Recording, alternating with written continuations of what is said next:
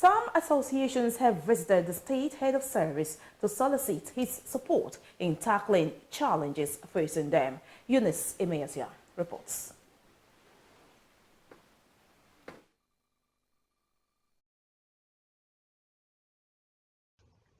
Receiving the group, Mr. Reginald Bayoko, who was represented by the functioning permanent secretary in the office of the head of service, told the Nigeria Association of the Blind Delta State chapter that he would present their issues to the appropriate authorities for action.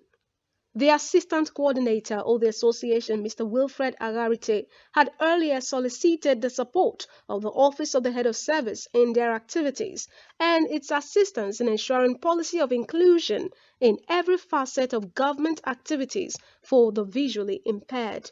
Mr. Agarite listed challenges facing people living with disability, especially the visually impaired, to include inaccessibility to government offices, unemployment for the blind graduates, and ignorance of the public on how best to relate with people living with disability, adding that the society often rates them as unproductive and beggars who constitute nuisance to the society. And to also make an appeal to this office to put in place government policies that will carry along people with disabilities like us, and to make provision for employment, not just once, but a stable process.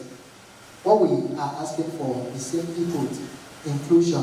We should be carried along in every facet of government activities. The head of service also received members of the Academic Staff Union of Universities ASU, Delta State School of Marine Technology, where he also assured them that the issues raised would be referred to the relevant authorities for solution.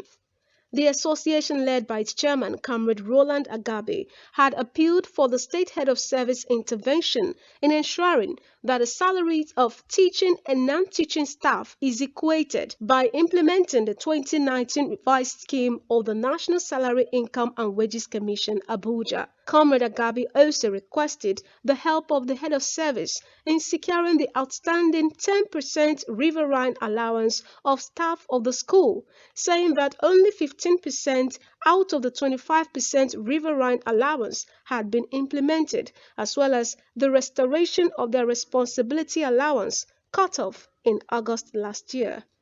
Implementation of the riverine allowance, it was supposed to be 25% of our gross, but 15% was implemented for the past 10 years. We are competing for it.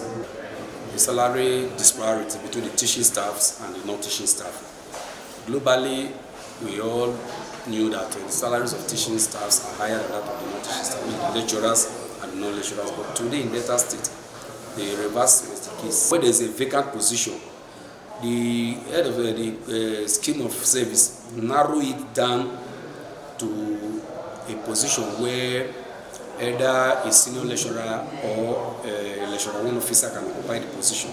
But in Delta State, it's not like that. They just came up with a policy and said if you are not up to a senior lecturer, you cannot occupy such position.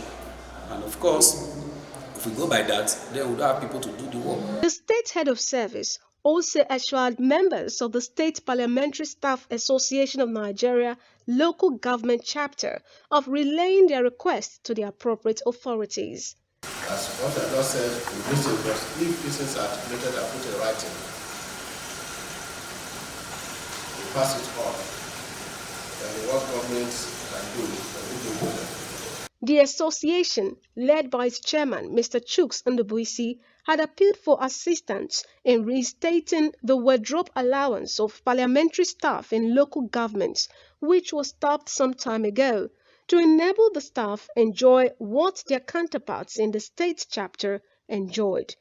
Eunice Emeasia reporting.